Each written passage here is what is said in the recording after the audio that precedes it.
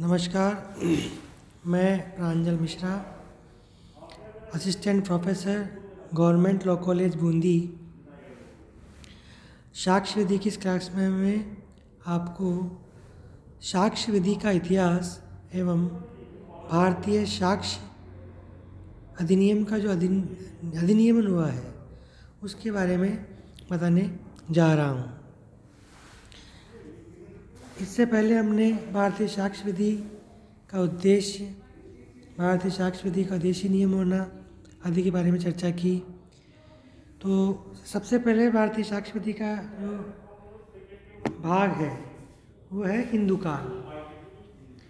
हिंदू काल में हिंदू धर्मशास्त्र में साक्ष्य विधि के विषय में काफ़ी सामग्री है। धर्मशास्त्र के भी भले इस प्रकार समझते थे कि विचारण का उद्देश्य सत्यता को निश्चय करना था। वे इस बात पर बल देते थे कि न्यायाधीश का झूठ में से सच को उसी प्रकार निकालना होता है जैसे कि सृजन को उपकरणों द्वारा शरीर में लोहे का तार को। याज्ञवल्क्य ने कहा कि कपटी बातों को व्यक्त करके राजा को सच्चे तथ्यों के अनुसार निर्णय देना चाहिए। हिंदू शास्त्र आदेशित करते हैं कि न्यायालय के समक्ष पक्षकारों को पहले सत्य को अंगीकार करने को राजी होना चाहिए। जब ऐसा करना संभव नहीं होता तब ही विचारण आरंभ होता था। 4 प्रकार के साक्ष्य धर्मशास्त्रों में हैं। धर्मशास्त्रों में 4 प्रकार के साक्ष्य को मान्यता प्रदान की गई है। पहला था लेख यानी कि दस्तावेजी साक्ष्य, दूसरा मौखिक साक्ष्य या साक्षी, तीसरा भुक्ति यानी कब्जा, चौथा था दिव्य यानी देवी परीक्षा। पहला है लेख साक्ष्य। धर्मशास्त्र के अनुसार लेख साक्ष्य 3 प्रकार का था। राज साक्षिक, जो कि राजा के न्यायालय में राजा के लिपि द्वारा लिखा जाता था, यह आधुनिक रजिस्टर्ड दस्तावेज के समान होता था। दूसरा था साक्षिक यानी कि प्राइवेट दस्तावेज, जो प्राइवेट व्यक्ति लिखता था और साक्षियों द्वारा अनुप्रमाणित होता था। तीसरा था लेख साक्ष्य में असाक्षिक, अर्थात वे दस्तावेज जो पक्षकारों को स्वयं अपने हाथों से लिखता था। धर्मशास्त्र के अनुसार आरंभ काल में लेख साक्ष्य का मौखिक साक्ष्य से वरीयता दी जाती थी, जैसा कि आधुनिक काल में भी है, किंतु तत्पश्चात हिंदू शास्त्रवेत्ताओं को लेख साक्ष्यों की त्रुटियां नज़र में आई और इसलिए उन्होंने इनके निर्माण के लिए सुव्यवस्था की ताकि उन दोषों को दूर किया जा सके। जैसे कि ये अधिकथित किया गया था कि कुकर्मी द्वारा अनुप्रमाणन अथवा बदमाश लेखक द्वारा किसी दस्तावेज का लिखा जाना उस दस्तावेज को दूषित कर देगा। इस प्रकार स्त्रियों, बच्चों, आश्रितों या भयभीत व्यक्तियों द्वारा लिखा गया दस्तावेज विधिमान्य न होगा। धर्मशास्त्रों ने आक्षेपित दस्तावेज के परीक्षण एवं सबूत के लिए विस्तृत नियम अभिकथित किए हैं। वे नियम आधुनिक विधि के बहुत कुछ समान हैं। वरदाचार्य के अनुसार धर्मशास्त्र में नोटोरियल पद्धति का भी हवाला मिलता है। इनका वह भाग जो साक्षिक विधि की चर्चा करता है दस्तावेजों को विस्तार पूर्वक वर्गीकरण पब्लिक एवं प्राइवेट, प्राचीन एवं अर्वाचीन इत्यादि में करता है और उन विविध दस्तावेजों के तुलनात्मक मूल्य को निर्देश करता है और उनके साबित करने का तरीका बताता है। ऐसा प्रतीत होता है कि दस्तावेजी साक्ष्य को असलियत की सुरक्षित करने के लिए किया गया था। कात्यायन के श्लोक 306 और 307 आधुनिक नियम की प्रतिध्वनि करते हैं कि लिखित दस्तावेजों की शर्तों को मौखिक साक्ष्य विस्थापित अथवा फेरफार नहीं कर सकता। यानी कि लेख साक्ष्य में राजसाक्षिक, साक्षिक और असाक्षिक रूप से प्रकार कर लिखे थे। अब देखते हैं साक्ष्य यानी कि मौखिक साक्ष्य। मौखिक साक्ष्य के नियम हिंदू साक्ष्य विधि की महत्वपूर्ण विशेषता है। वे धर्मशास्त्रों में बारीकी के साथ वर्णित है। इस विषय में सिविल तथा आपराधिक मामलों के नियम नितांत भिन्न है। साक्ष्यों की समता कृत्रिम नियमों द्वारा अन्य विधानों के समान विनियमित थी, किंतु साक्ष्यों की क्षमता के कठोर नियम दांडिक मामलों में शिथिल कर दिए जाते थे। कदाचित इस कारण से हिंदू न्यायशास्त्रियों मानते थे कि अपराध जंगलों और सुनसान स्थानों में भी कारित हो सकते हैं जहाँ की वे उन व्यक्तियों द्वारा देखे जा सकते हैं जो कि वहाँ पर मौजूद थे। उनकी अर्थाएँ चाहे कुछ भी हों। साक्षियों को अपना साक्ष्य देने के लिए के पूर्व परिमार्जन एवं संक्षिप्त संकल्प करना होता था और शुभ दिशा के सामने खड़ा होना पड़ता था और तत्पश्चात उनको सच बोलने का उपदेश उनकी धर्म भावनाओं की सत्यनिष्ठा अपील सहित किया जाता था। इस मामले में पश्चात प्राचीन पद्धति में भारतीय पद्धति विपरीत थी। रोमन विधि भी अल्पद्रोही कूट साक्षी का अपराध ईश्वर के प्रतिकार पर छोड़ दिया जाता था और विधि कूट साक्षी को दंड नहीं देती थी। इसके विपरीत अर्थशास्त्री में कूट साक्षी के लिए दंड का विधान है। मनु ने साक्षियों के परीक्षण का तरीका विस्तार पूर्वक वर्णन किया है। कमीशन पर भी साक्षियों के बयान लिए जाते थे। न्यायाधीश साक्षियों से प्रश्न पूछ सकते थे और उत्तर देते थे। उत्तर देते समय उनकी मुद्रा भी देखते थे और तब उनकी विश्वसनीयता पर निर्णय देते थे।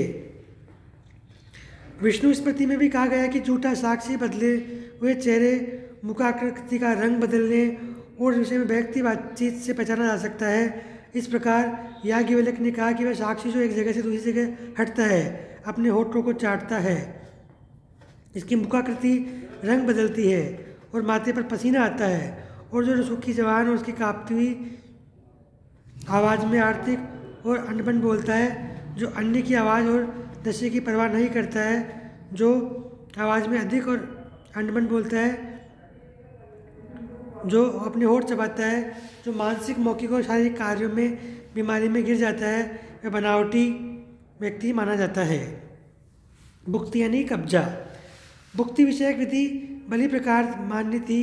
वास्तव में भुक्ति विषयक झगड़े प्राचीन भारत में बहुतायत से होते थे, क्योंकि उस समय की अर्थव्यवस्था कृषि प्रधान थी। मुक्ति दो प्रकार की थी, अर्थात साक्षिक तथा चिरकाल भुक्त। पूर्वोक्त साक्षिक अधिकार के सबूत में दस्तावेजों को साक्षियों के साथ पेश किया जाता था। वशिष्ठ स्पष्ट करते हैं कि साक्ष्य 3 प्रकार का है, अर्थात लिखित, मौखिक और भुक्ति। धर्मशास्त्र के अनुसार चिरभोग द्वारा भुक्ति का नियम बाद में उत्पन्न हुआ था। दिव्य देवी परीक्षा।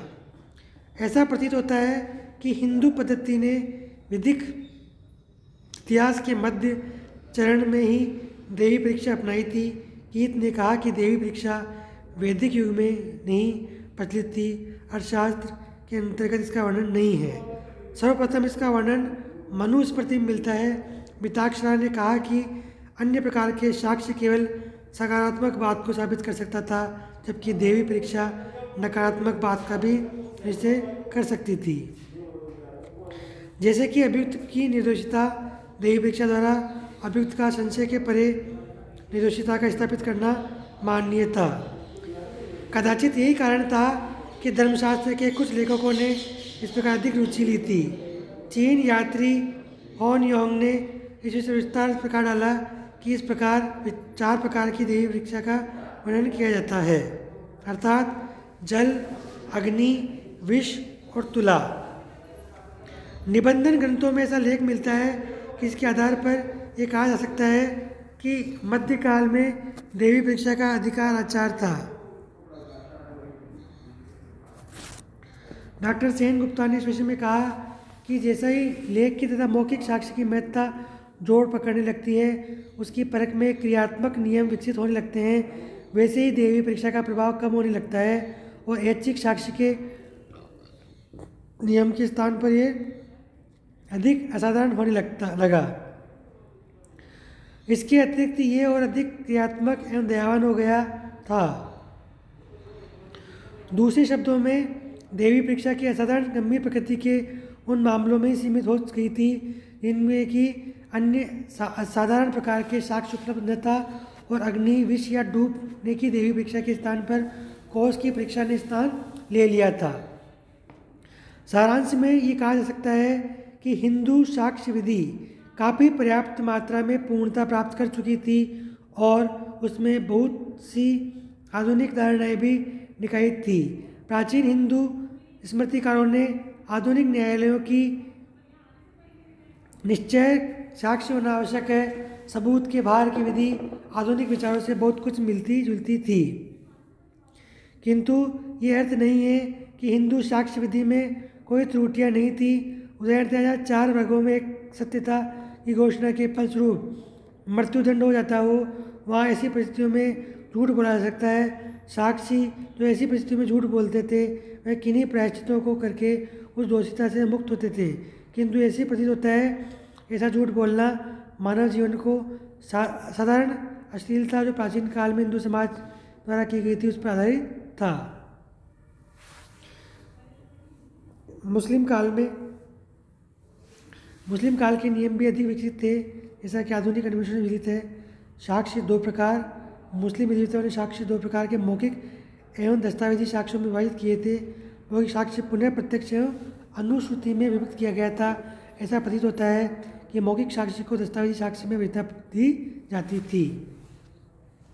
पक्षकार द्वारा साक्ष्य कोई मुद्रा का मूल्यांकन किया जाता, साक्ष्यों का भी परीक्षण होता था।